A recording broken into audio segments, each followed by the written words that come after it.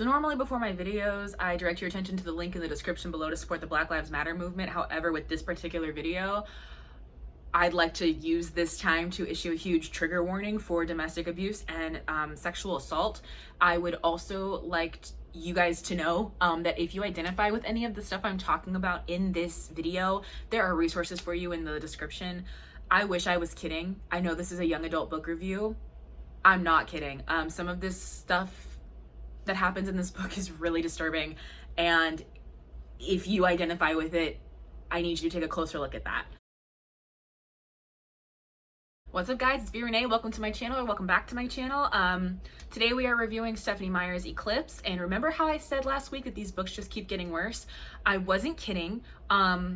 If you somehow missed my disclaimer before the title card, trigger warning, I'm gonna try to talk about all of the abuse right away so that we can get into like the funny haha cringe stuff afterwards. And so I can put a timestamp in the description if talking about abuse, assault bothers you, because I don't care if you think I'm being dramatic. There is domestic violence and sexual assault in this book. Point blank period.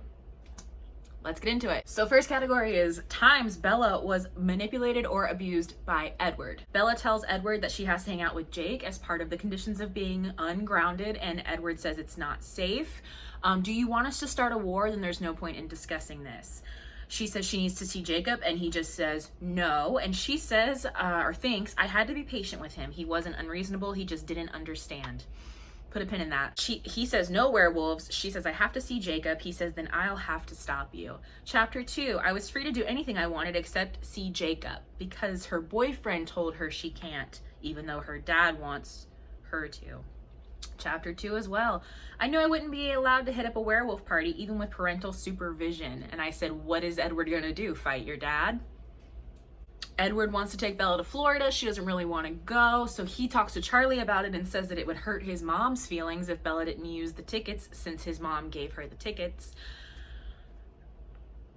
Just so she cannot say no. Bella decides to go see Jacob, but her truck is not working because Alice saw that she was going, so Edward broke her truck. She gets into her truck and he is waiting there. He talks to her like he's a serial killer. He says, because she can't see the wolves, you know? Had you forgotten that?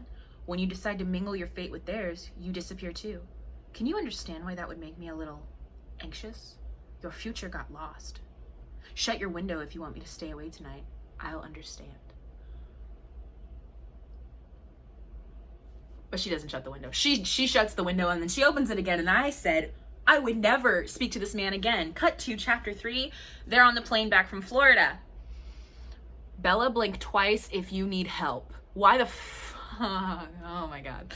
She goes to La Push in chapter 4. How did you get here? Jacob asked. I snuck out. Snuck out is what you say when you evade your strict parents, not when you escape your boyfriend. You forgave him for all that, Jacob said. There was nothing to forgive. Abuse victim language 101. Chapter 6, as she's driving home, a silver Volvo starts to tail her, and she says, oh no, I was hoping for Charlie as a buffer because if Charlie was there, he couldn't yell at me. Also in chapter 6, she ends up at a sleepover with Alice and then realizes that she has been kidnapped to keep her away from Jacob while Edward is hunting. Don't you think this is a little bit controlling, a tiny bit psychotic? Yeah, Bella, I do. Can I use your phone? She asks Alice. Charlie knows where you are. She calls Jacob, and Jake says, can't you have a life when he's gone, or does he lock you in a coffin? And she's like, funny you would say such a thing. It's really funny to be kidnapped and held prisoner by strong, immortal creatures while your boyfriend's gone. Soup's funny, and I love it. It's super fun. He apologizes for letting Alice kidnap her in chapter 8. And he says he's going to trust her judgment rather than drive a wedge between them. And I wrote, can we keep this reasonable, respectful Edward around for longer than 2 chapters? Narrator voice, we could not. Chapter 10, you don't have to ask my permission, Bella. I'm not your father. Thank heaven for that. First of all, since when? Second of all, what does that mean? Chapter 20, she's like, let's do it. He's like, no. And she starts to argue, and he covers her mouth with his hand so that she physically cannot speak. Chapter 23, Edward waits until Jacob can hear them to talk about marrying Bella, proposing to her, and when they hear Jacob howling in agony, he says, truce over. despite knowing that it would hurt Bella a lot. It's totes fine. Oh, chapter 27, Alice shows Bella the wedding dress she got her and says it's in the 1918 style, just perfect for him, because Bella is a cardboard cutout with no opinions on her own life. That is a theme. Let's go to our meadow. Edward realizes Bella's just trying to please everyone, so he says the wedding is off. We can bone right now, and then we'll change you later tonight. He gets on top of her. She says, I don't want to do this now. And he says, don't you? And keeps going. And no means no. I want to kick every man in this book in his balls, except for Carlisle. Maybe Jasper. Emmett's probably fine, but like every other guy in this book needs a kick in the ball sack. I can't do it. And then in the epilogue, despite Bella saying she did not want to send Jacob a wedding invitation because she did not want him to have to make that choice, Edward sends him one anyway because Bella has no autonomy or control over her own life. Category number 2, times Bella is manipulated or abused by Jacob. Chapter 3, you're not allowed to have fun, are you? Shut up, Jake. Sounds like a no. Don't worry about it. I guess I'll survive or something. Who needs friends? Gaslight City, population, Jacob Black. Chapter 15 is this entire chapter because Jacob tells Bella that he is in love with her. And she's like, I don't feel that way about you. He says, do you want me to go away and never see you again? And she says, no. He touches her cheek. She says, behave. He says, no, accept me how I am or not at all. She says, that's mean. And he says, so are you. She says, he was right. I'm mean and greedy. I should leave him alone because this isn't fair to him. He says, I recently decided I'm not giving up. There's something irresistible about a lost cause because your friends' boundaries and feelings don't matter. If you like them, just keep trying. Jacob kisses her as she's saying no, holding her chin and the back of her neck so she cannot pull away. When he realizes she's trying to pull away, he forces her mouth open with his. She totally shuts down and just goes limp. He finishes kissing her. She punches him in the face, fully within her right to do so, breaks her hand because he is a monster man. And he says, you broke your own hand. As he's driving her home, he says, you'll be thinking about it tonight, about your options. And not only is this just like abusive, manipulative behavior, it's also character assassination because since when is Jacob such a smarmy asshole? He was so in tune with Bella's feelings through all of New Moon, and then all of a sudden he's just like, her feelings don't matter. I'm gonna get what I want by force. Okay, that makes sense. Jacob says, I would never hurt you. She holds up her injured hand. He says, that's your own fault. You should have known better. And then he says, you kissed me back. In what fucking universe did that happen? Not in this book. Touchy, almost overly defensive, I would say. I don't want to fight a 16-year-old werewolf, but like, I think I'm gonna have to. Like, I think we're gonna have to take these off and we're gonna have to square the fuck up. Jacob shows up to the party, apologizes for kissing Bella, and Bella's like distracted looking for Alice, and Jake's like, I get it. I guess you'd rather be with your real friends. Manipulative asshole. Chapter 21, he's like, our kiss, and she says, I don't think of that as a kiss. I think of it as an assault. That's cold. That's true. I did apologize about that, and then immediately is like, oh, you've only ever kissed Edward? Then you should kiss me. You should use me to experiment. All this is happening while he's carrying her in his arms. He is shirtless. She cannot get away. At one point, they even stop walking and he leans down as if he's going to kiss her. She has no way to escape, and he does not care if she says no. Chapter 22, she's freezing to death because it's snowing in the mountains, even though it's June, because that's the only way that this was going to happen, where Jacob climbs into the sleeping bag with her to keep her from freezing to death. Says in front of Edward, it would warm me up a lot faster if you took your clothes off. Oh, I totally forgot about this. While they're still walking, you like me better as a wolf because you can't talk, because you don't have to pretend you're not attracted to me. Don't you get tired of lying to yourself? You're very physically aware of me. And she says, because you're a giant monster who doesn't respect personal space. The 3 times in this book that Bella has a spine are great. Unfortunately, she is largely a cardboard cutout for this entire book. Chapter 23. Bella is beside herself about Jacob hearing that her and Edward are getting married, and she's like sobbing her eyes out and wants to go find him. And so then Edward makes Jacob come back, and she's like, I'm sorry, I've been selfish. And Jacob says, I've been selfish too, but I can redeem myself. I'm gonna sacrifice myself in this battle so that I can't come back and make things difficult for you, and this will be more convenient for everyone. She's like, please don't do that because that's fucked up. And he's like, I'm doing it, I don't care, you, unless you give me something to live for. And she begs him and says anything he wants she'll give him, and he says he'll leave it up to fate if she proves she wants him to come back, and the way she can prove it is by asking him to kiss her. So she does, because he threatens to kill himself unless she does. He kisses her with an eagerness that was not far from violence. His teeth graze her ear, she shivers, and he says, that's right, for once just let yourself feel what you feel. Here's a photo of my face when I read that. Are you sure you want me to come back, or did you really want me to die? Then kiss me like you mean it. So she tries to pull away, but he thinks she's into it, so he kisses her harder, and now she is into it, and she realizes then that she is in love with him, because nothing changes a girl's mind like the threat of suicide unless she allows herself to be manipulated into kissing you. Who published this? She goes to visit Jacob when he's recovering from the battle, and Jacob says Edward is a better manipulator, and she says, well, he didn't threaten to kill himself unless I kissed him. Wait, pretend I didn't say that. Why not? He did. Oh, he says, I knew you'd forgive me, and I'm glad I did it. Oh. Okay. We learn nothing. That's fine. That's fine.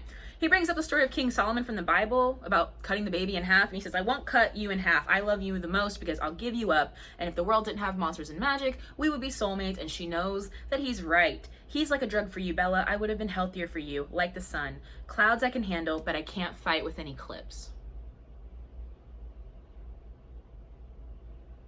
So that's it for the super upsetting stuff. There is going to be some racist coding within the wolves, but my trigger warning at the beginning of this video should be done. So let's talk about how Charlie was taken over by body snatchers and is a completely different person than he was in the first two books.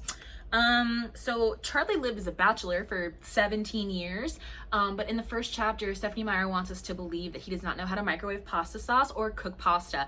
And I don't know if you've ever met a bachelor or someone who doesn't cook, but like pasta is the one thing we do know how to make. He literally didn't know you couldn't put a metal lid in the microwave. Shut the fuck up. No, no. Charlie says, I know you'll figure out the Jake problem and do the right thing because you're a good person. And I wrote, everyone is on the manipulate Bella train today. The food around here sucks when you're gone. And I said, Charlie, you lived on your own for 18 years. I don't know what you ate, but it sounds like you were really struggling. I don't know.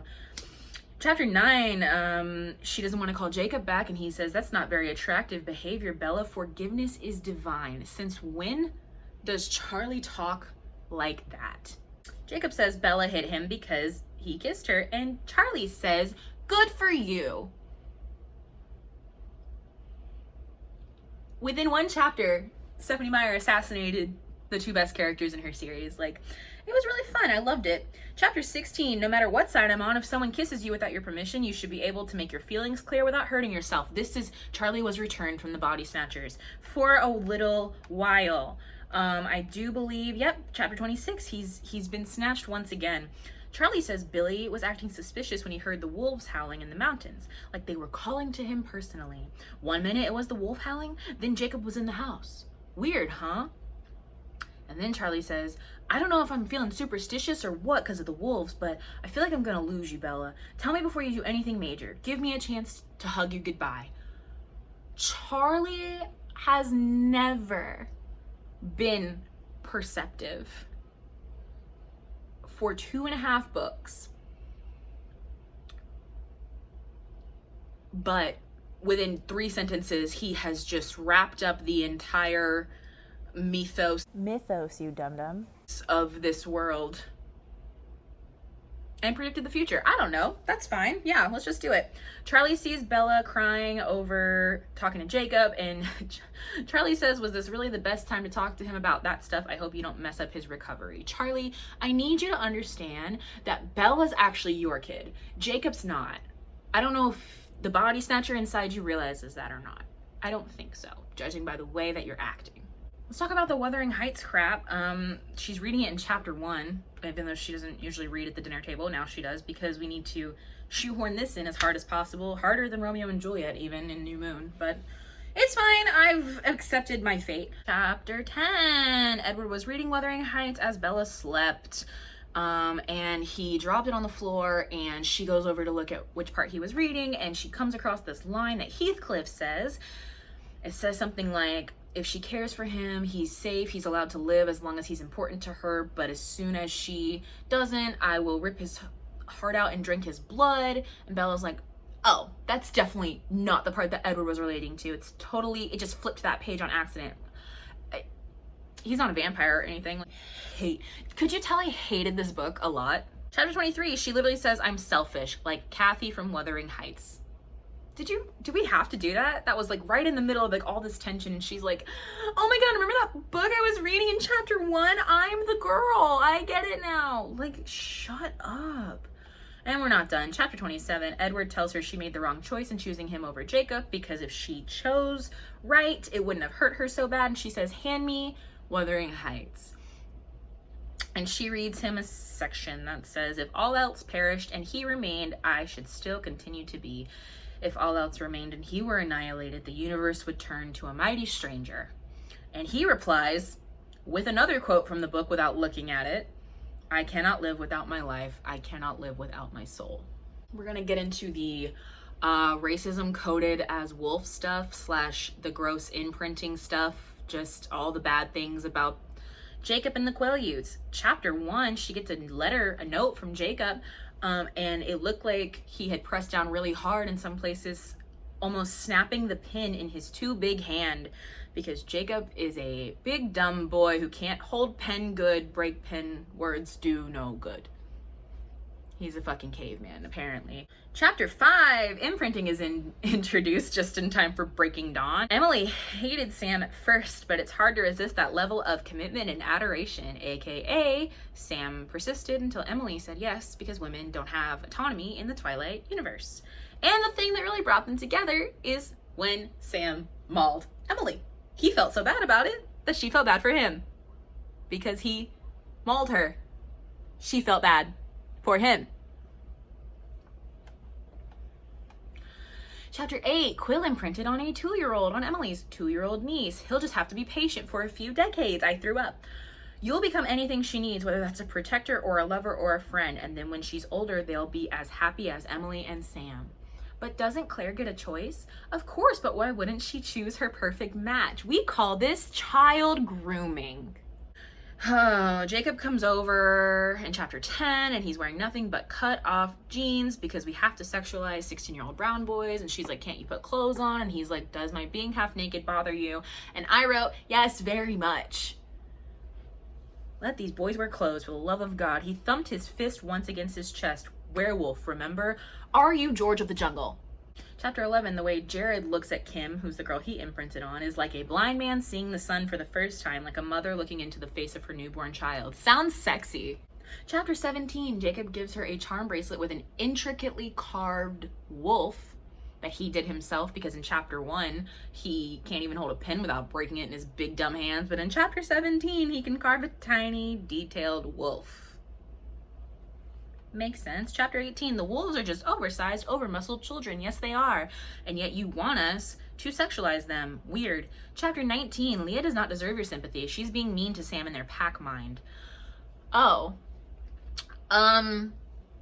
Nah, she justified as hell. I don't know what you're talking about. And then we find out, of course, that Embry is illegitimate. So that's nice and fun and, good times. Jacob says in chapter 21, notice how we haven't seen any animals? It takes a lot to silence the forest this way. And maybe I'm just being too critical, but what in the Pocahontas shit is that? Why did Jacob have to be the one to point that out? She was with Edward all afternoon before this. He hunts animals. He couldn't hear that. Why did he have to be the one to say that? It's very savage boy at one with nature, and I hate it. And finally, something a little less upsetting, I guess, is just the bad writing. This book is chock full of shitty writing. Let's do it. Chapter 1, Charlie says there's no law against such and such, and she says, you would know. I eyed the badge on his jacket. So we've read 2 whole books, and now we are shoehorning in that Charlie is a cop. And then right after that, we say my best friend and werewolf tried to get me grounded so I couldn't see my boyfriend and vampire. Who did you write this for?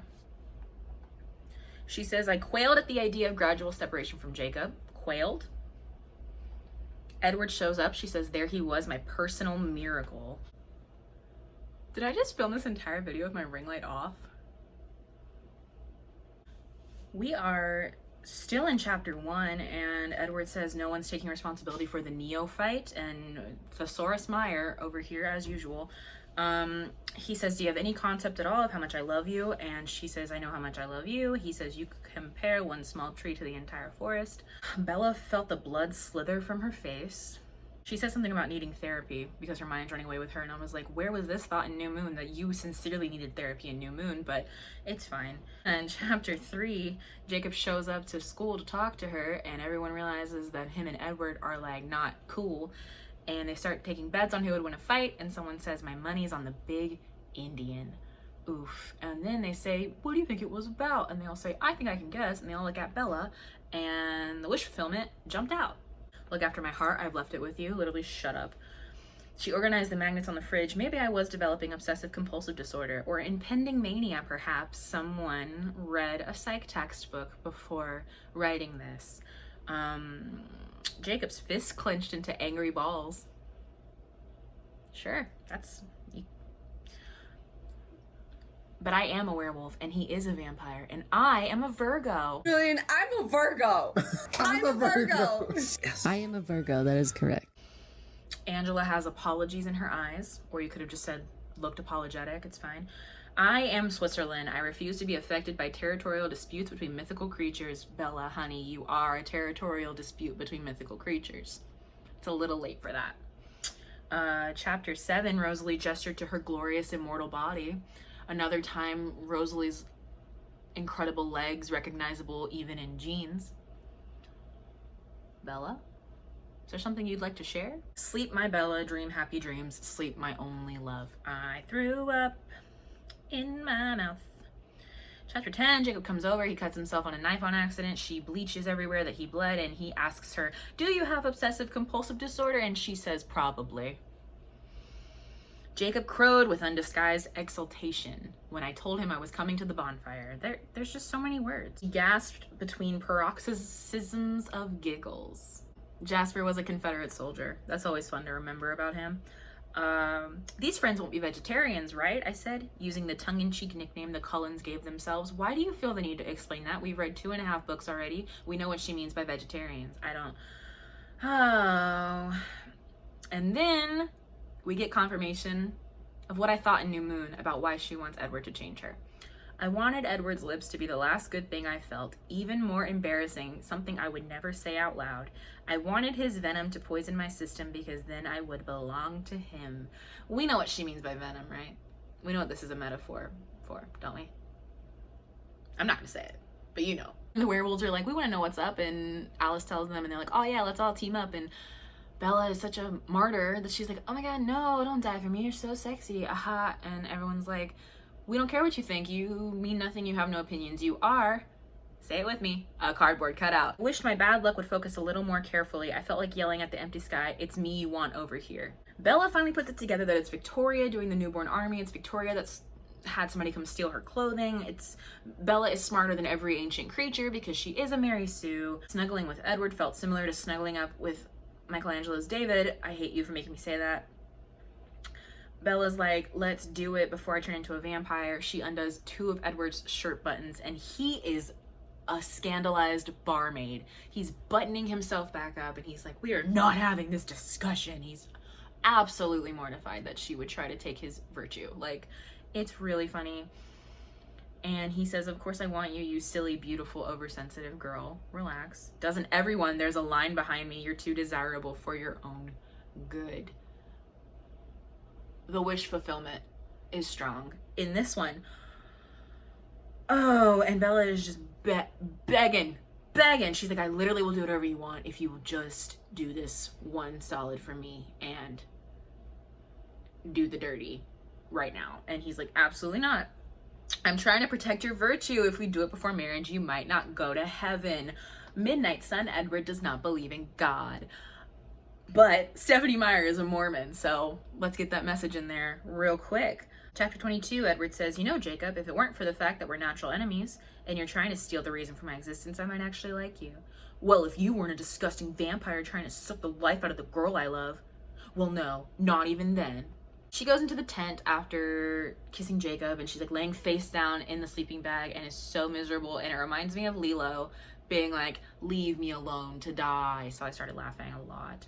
And Edward says, there are holes in your life that I can't fill.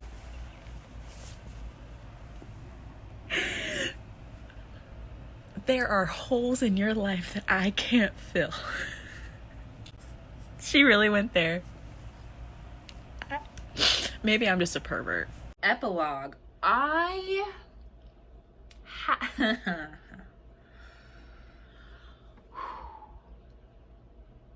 This book was written in 2007. I listened to it via audiobook, and I had to go ask on my Facebook for someone who had the physical book to check this for me because I was positive I was hearing it wrong. I was certain this could not be what he said. But Jacob says in the epilogue, because the epilogue is from Jacob's POV, which is so fun and so necessary, that he put his arm that's supposed to be broken through the sling, and he uses the R word to describe the sling. The R word. I'm not even gonna say it. There's no reason to say it. You know what I'm talking about. And I was like, is that like a type of sling, like to stop the movement? Because like there's like flame retardant. I was like, is that what he means? Like, is it a certain type of sling? No. Nope, I had someone check the physical book, and we just end this terrible book with the R word. I have no idea how fast I just talked through that. That book was horrendous. Like,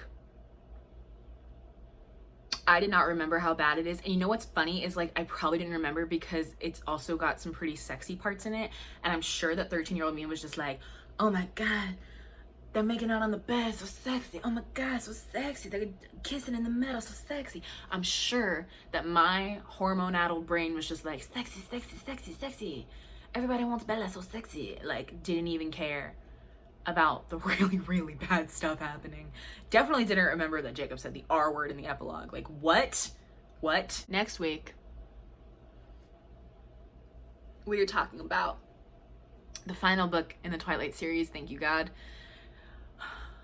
Breaking Dawn, the longest piece of fan fiction known to man.